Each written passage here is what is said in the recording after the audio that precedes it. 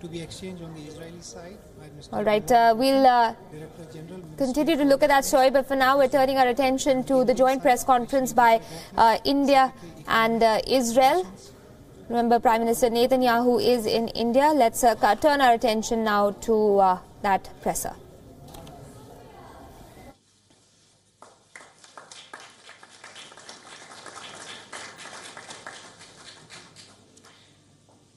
Second, MOU between the Ministry of Petroleum and Natural Gas and the Ministry of Energy on cooperation in oil and gas sector to be exchanged by Ambassador Daniel Carman and Shri Vijay Gokhale, Secretary Economic Relations.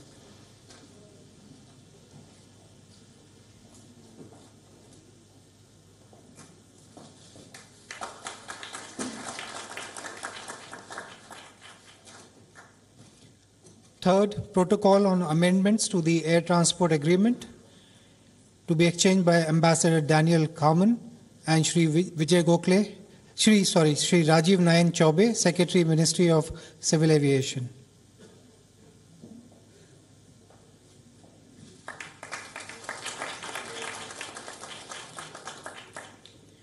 Fourth, agreement on full co-production to be exchanged by Ambassador Daniel Carman and Shri N.K. Sinha, Secretary, Ministry of Information and Broadcasting.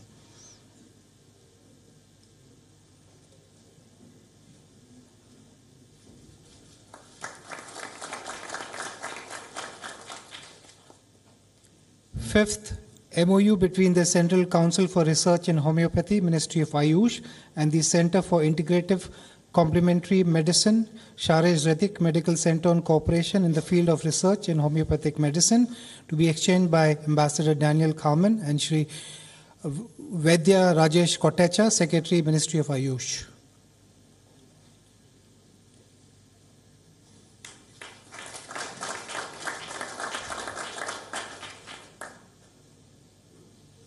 Sixth, MOU between the Indian Institute of Space Science and Technology and the Technion Israeli Institute of Technology for cooperation in the field of space to be exchanged by Ambassador Daniel Carman and Dr. V.K. Dadwal, Director of IIST.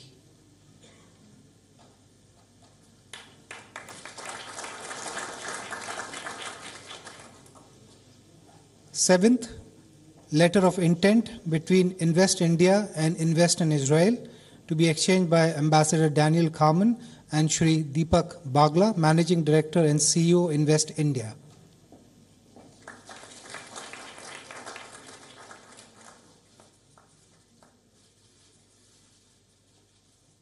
Eighth, letter of intent between IOCL and Finergy Limited for cooperation in the area of metal air batteries to be exchanged by Ambassador Daniel Carman and Shri Sanjeev Singh, Chairman, IOCL.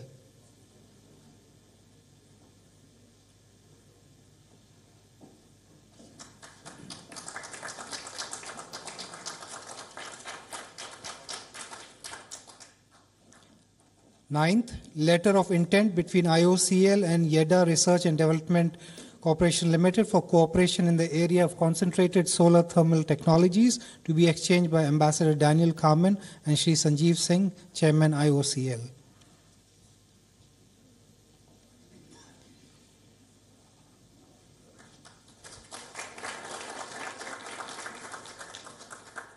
Excellencies, this concludes the agreement exchange ceremony. I request my colleague, the spokesperson of the Ministry of External Affairs, to conduct the proceedings from here on. Good afternoon, ladies and gentlemen. I welcome you all to this press event. To begin the proceedings, may I request the Honorable Prime Minister of India to deliver his statement to the media. Your Excellency, Prime Minister Benjamin Netanyahu, Srimati Sarah Netanyahu, members of the media, it is a great pleasure to welcome Prime Minister Benjamin Netanyahu on his first ever visit to India. येदिदी हायाकार Baruchim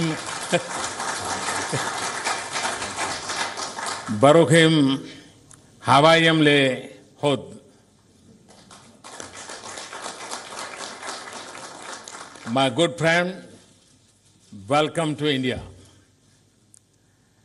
Your visit, Prime Minister, is a long anticipated moment in the journey of friendship between India and Israel. Your visit is also a fitting climax to the commemoration of 25th year of diplomatic relations between India and Israel. As our first honored guest in 2018, your visit marks a special beginning to our New Year calendar. It comes at an especially auspicious time as people all over India are rejoicing the arrival of spring, renewal hope, and harvest. The festivals of Lohri, Bihu, Makar Sankranti, and Pongal celebrate the splendor of India's diversity and unity. Friends, last year in July, I carried the greetings and friendship of 1.25 billion Indians during my momentous journey to Israel. In return, I was overwhelmed by the generous affection and warmth of the Israeli people led by my friend Bibi. In that visit, Prime Minister Netanyahu and I promised each other and our people to build a strategic partnership of hope and trust and progress, of diverse and cutting-edge cooperation, and of joint endeavors and shared successes. Such a promise flows as much from the natural affinity and friendship that have linked us for centuries, and it does from the compelling win-win case for engagement in almost all spheres. And it is a measure of our shared ambition and commitment that 6 short months after that visit, your extraordinary visit is taking place to India. Today and yesterday, Prime Minister Netanyahu and I reviewed the progress in our relations and renewed our conversation on the possibilities and the opportunities that beckon us and need to be seized. Our discussions were wide-ranging and intensive. They were marked by the desire to do more. Prime Minister, I have a reputation of being impatient in getting results. If I may let out an open secret, I know that so are you. Last year in Tel Aviv, you had expressed the intent to cut down bureaucratic red tape with a machete and forge ahead with speed. Prime Minister, I am happy to tell you that in India, we are well on our way to doing just that. We have imparted our shared impatience to the implementation of our earlier decisions. The results are already visible on the ground. Our discussions today were marked by convergence to accelerate our engagement and to scale up our partnership. We will pursue this in 3 ways. First, we will strengthen the existing pillars of cooperation in areas that touch the lives of our people. These are agriculture, science and technology, and security. We exchange views on scaling up the centers of excellence that have been a mainstay of agriculture cooperation by bringing in advanced Israeli practices and technology. In defense, I have invited Israeli companies to take advantage of the liberalized FDI regime to make more in India with our companies. Second, we are venturing into less explored areas of cooperation such as oil and gas, cyber security, films, and startups. You will find this reflected in the agreements that we are just exchanged. Several of these areas are indicative of our desire to diversify and broad-based engagement. And third, we are committed to facilitate the flow of people and ideas between our geographies. It requires policy, facilitation, infrastructure, and connectivity links, and fostering constituency of support beyond government. We are working with Israel to make it easier for our people to work and visit each other's countries, including for longer work durations. To bring people closer on both sides, an Indian Cultural Center will soon open in Israel. We have also decided to start an annual exchange of bilateral visits by 100 young people from science-related educational streams. Friends, thriving to wage trade and investment is an integral part of our vision for a strong partnership. Prime Minister Netanyahu and I agreed on the need to do more in this direction. After the meeting in Tel Aviv last year, we will interact for the second time with our CEOs under the bilateral forum. I welcome the large business component that Prime Minister Netanyahu has brought along with him. Prime Minister Netanyahu and I also exchange perspectives on the regional and global situation. We reviewed our cooperation as a factor for stability and peace in our region and the world. Friends, yesterday, as its first stop after touching Indian soil, Prime Minister Netanyahu joined me at the renamed Teen Murti Haifa Chowk to pay homage to the memory of the brave Indian soldiers who laid down their lives a century ago in the Battle of Haifa in Israel. We are both countries that have never forgotten our history and our heroes. And we deeply appreciate this gesture by Prime Minister Netanyahu. As we look to the future of this exciting partnership with Israel, I am filled with hope and optimism. In Prime Minister Netanyahu, I have a counterpart who is equally committed to taking the India-Israel relationship to soaring new heights.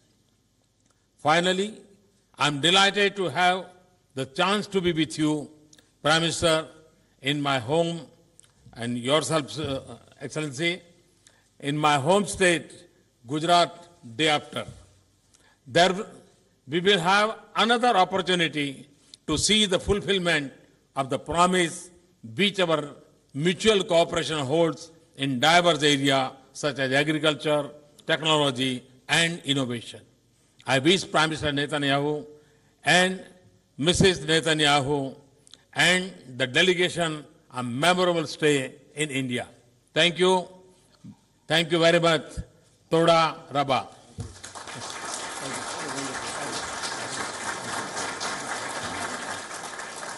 Thank you, sir. May I now request the Prime Minister of Israel to deliver his remarks to the media. Thank you, my friend, Prime Minister Modi, Narendra. Thank you for your exceptional friendship and hospitality that you showed me, my wife, our delegation. I was deeply moved today in the celebration, at the ceremony.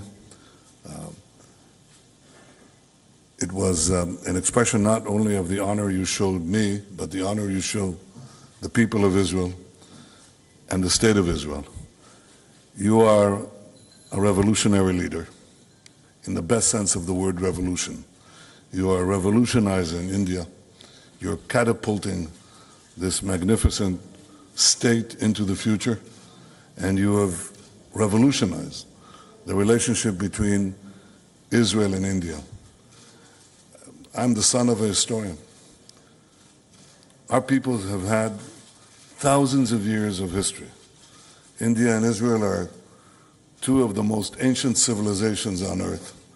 And yet, it is an amazing fact that until you visited Israel, no leader of India in 3,000 years of our own sovereign existence and our history has visited Israel. You are the first leader of a state, of an India state, to do this. So it was a groundbreaking visit. It excited the imaginations of all Israelis, and of course of the many Israelis of Indian descent, of origin, who came and were, how shall I say this? Well, I thought I was in a rock concert, but it was a historic event as well. We are ushering today a new era in our relations. We've had diplomatic relations for 25 years, but something different is happening now because of your leadership and because of our partnership. There are three things that bind our countries together. The first is that we have an ancient past. The second is that we have a vibrant present. And the third is that we are seizing together a promising future. We are proud of our past, our rich histories, our people's contributions to human civilization, in language and literature, in mathematics and medicine, in philosophy and faith. The greatest texts that human beings produced are in Sanskrit and in Hebrew. None greater and none more enduring. And we never forget this. More recently, you mentioned just a century ago, brave Indian soldiers played a vital role in the liberation of the state of Israel and the land of Israel. This led to our independence. And yesterday I was again deeply moved as we paid tribute to these brave Indian fighters and commanders who gave their lives in that historic fight. We honor their memory as you mark today Indian Army Day. We are proud of our present, of our resilient democracies. Our people are free to say what they want, do what they want, believe what they want. And these values and our diversity are not a source of our weakness, but the source of our strength. Evidence of this abounds in India, where you hear a symphony of dozens of languages and dialects, and where Jews, and you mentioned this yesterday, Prime Minister, you mentioned the fact that makes India stand out in the community of nations, because over 2,000 years, the Jews of India have never experienced anti-Semitism as our people experience in so many other lands. This is a tribute to your civilization, to your tolerance, to your humanity. Israelis and Indians are bound by the kinship of free peoples, but I believe that democracy cannot be taken for granted. Despite the doubts, despite the challenges, India and Israel are living proof, not only that democracy works, but they demonstrate something deeper, the intrinsic value of freedom, which I believe is the intrinsic value of life. Citizens thrive. Ultimately, it is the free citizens who thrive because they are free and when they are free. Finally, we are proud that we are seizing the future so we can make a better life for our peoples and for others around the world. Our commitment to do so is reflected in the manifold agreements that we signed today, in cyber and aviation and energy, even in cinema. My wife and I are very happy that we're going to Bollywood. We'd like to see it firsthand, and so many other areas. Israel is a fountainhead of innovation. It's a global force of technology. India abounds with creativity, with ingenuity, with scientists, with mathematicians. And I think that when we join our respective talents together, we can achieve tremendous things for our people. We can actually achieve, you say we want more. Prime Minister Modi and I are the same. We want more for our people. We want it now. We want it yesterday. But one of the things that Israel brings to this world of innovation is that we achieve more with less. More crops with less water. More energy with less expenditure of money. More with less. We want more, a lot more, and we can do that even more productively by cooperating. When you and I walked shoeless along the Mediterranean shore, we drank seawater that was purified before our eyes, using technology that will save untold lives. India and Israel are working together to provide clean water, to increase crop yields, to keep our people safe from terrorism and other challenges to the future we both seek. You mentioned the areas, agriculture, where I presented to Prime Minister Modi an idea of revolutionizing Indian agriculture as we're revolutionizing Israeli agriculture. Precision agriculture that goes down to the individual plant. Some plants need more water, some less. We can see it today with big data, with drones, with other instruments of technology to make farmers produce much more crops with less. We're talking about cooperation in science and technology in every field, and we're talking about cooperation in defense so that our people are always safe and always secure.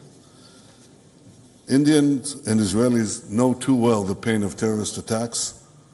We remember the horrific savagery in Mumbai. We grit our teeth. We fight back. We never give in. My friend, last night, you again showed us your tremendous hospitality. And when you hosted Sarah and me at your home so graciously, it was brilliantly lit, illuminated by the national colors of India and Israel. And I thought at that moment about your honesty, your passion, your vision, your commitment. And it fills me with hope that this new era of India-Israel relations will bring unprecedented benefits to India, to Israel, to all humanity. And finally, and this is perhaps the most important statement that I can make here, my friend Narendra, anytime you want to do a yoga class with me, it's a big stretch, but I'll be there. Trust me. Thank you very, very much. Thank you, my friend.